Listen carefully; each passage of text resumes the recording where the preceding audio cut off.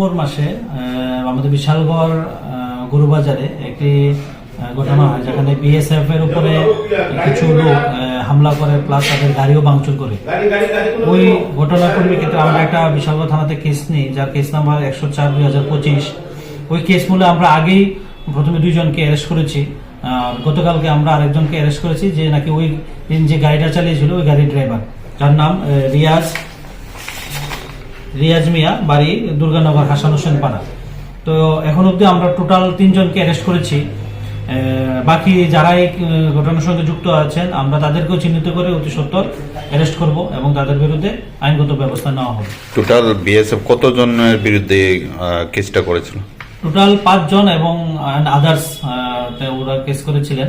তো এখন অবধি আমরা 3 জনকে অ্যারেস্ট করেছি। বাকি আমরা যারা ইনভলভ আছেন তাদেরকে আমরা চিহ্নিত করে তাদেরকে আমরা তাকে কি আজকে কোর্টে ফরওয়ার্ড করা হবে? হ্যাঁ, আমরা পুলিশ রিমান্ডে আমরা কোর্টে প্রেরণ করছি।